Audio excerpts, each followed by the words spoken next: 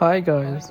आज की हम इस वीडियोस में देखेंगे कि डॉकर रजिस्ट्री कैसे बनाते हैं और हम उसे क्यों यूज़ करते हैं। तो सबसे पहले मैं अपने डेस्कटॉप पे जाता हूँ। यहाँ पे मैंने ऑलरेडी एक फ़ोल्डर क्रिएट कर रखा है डॉकर ट्यूटोरियल के नाम से। इसको हम VS कोड में ओपन करेंगे। उसके लिए मैं कुछ कमांड टाइप कर रहा हूँ। तो हमने ये फ़ोल्डर VS कोड में ओपन कर लिया। मैं कमांड लाइन प्रॉम्प्ट क्लोज करता हूँ और फोल्डर को भी क्लोज कर देता हूँ। जैसा कि हमने फोल्डर VS कोड में ओपन कर लिया है, तो सबसे पहले हम कुछ फ़ोल्डर क्रिएट कर लेते हैं। पहला फ़ोल्डर हम क्रिएट करते हैं इंफ्रा के नाम से, और इसके अंदर हम एक और फोल्डर क्रिएट करेंगे रजिस्ट्री के नाम से। रजिस्ट्री के फोल्डर के अंदर हम एक नई फाइल क्रिएट करेंगे।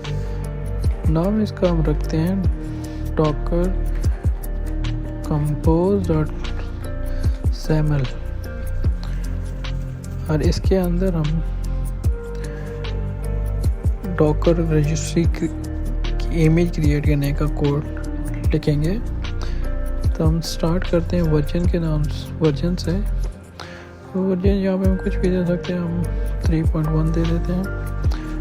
इसके बाद हम सर्विस डिफाइन करते हैं। तो हमारी सर्विस का नाम होगा माई रजिस्ट्री। ये नाम आप कुछ भी दे सकते हैं।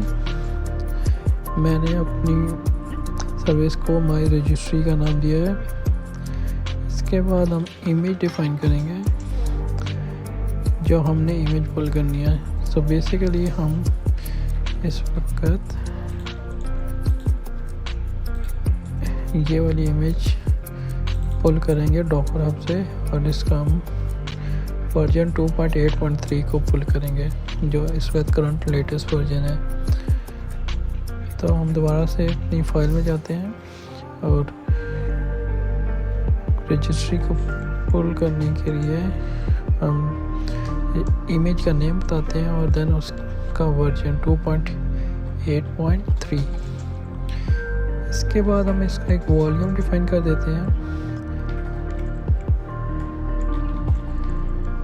जो हम रजिस्ट्री के नाम से डिफाइन कर रहे हैं। और ये इमेज के अंदर वर्ड लिब रजिस्ट्री के फोल्डर को कॉपी कर रहा होगा। इसके बाद हम पोर्ट डिफाइन कर देते हैं। बेसिकली जो हमारे पास रजिस्ट्री की इमेज होती है वो हमारा रन हो रही होती है पोर्ट 5000 पे, और इसको हम मैप कर देते हैं लोकल सिस्टम की पोर्ट 5500 पे। इसके बाद हम वॉल्यूम डिफाइन करते हैं और इसका नाम दे देते हैं रजिस्ट्री, जो कि हम बाद में इजीली रीयूज़ कर सकते हैं। ये नाम एक्चुअली ये नाम सेम होगा जो हमारे केस में, और हम इसको यूज़ कर पाएंगे अगर हमारे पास ये कंटेनर क्रैश हो जाता है। तो भी हमारे पास जो भी इमेजेस होंगी वो इस लोकेशन पे पड़ी होंगी, और हम एक नया कंटेनर क्रिएट करके उसको सेम रजिस्ट्री दे सकते हैं और वो वहीं से सारा डेटा पिकअप कर लेगा। सो बेसिकली वॉल्यूम का ये काम होता है कि वो हमारे पास जो भी उस डॉकर कंटेनर का डेटा होता है जिसको हमने परसिस्टेंट रखना होता है, उसको हम डॉकर कंटेनर के अंदर नहीं रखते, क्योंकि अगर डॉकर कंटेनर क्रैश होगा तो वो डेटा हम लूज़ कर जाएंगे। तो इसके लिए हम वॉल्यूम्स यूज़ करते हैं जो एज अ परसिस्टेंट स्टोरेज होते हैं, और अगर डॉकर कंटेनर क्रैश भी कर जाता है तो वो हमारा डाटा लूज़ नहीं होता। तो हमारी डॉकर फाइल कोड कंप्लीट हो चुका है। अब हम कमांड लाइन पे जाएंगे और हम इस डायरेक्टरी में नेविगेट करेंगे cd infra cd रजिस्ट्री। उसके बाद हम कमांड लिखेंगे docker कंपोज अप, जो कि हमारी ये इमेज क्रिएट करेगी और हमारी ये इमेज क्रिएट हो चुकी है। मैं इसको क्लोज करता हूँ Ctrl+C के थ्रू, तो हमारी इमेज स्टॉप हो गई है। मैं दोबारा वही कमांड लिखता हूँ डॉकर कंपोज अप और एक और आर्गुमेंट देता हूँ -D। सो इसका मतलब होता है कि हमारे पास जो इमेज है वो बैकग्राउंड में रन होगी और हम कुछ और कर सकते हैं अगर हमने यहाँ पे कुछ और करना है कमांड लाइन पे। अब हम जाते हैं ब्राउज़र में और टाइप करते हैं लोकल होस्ट 55,000।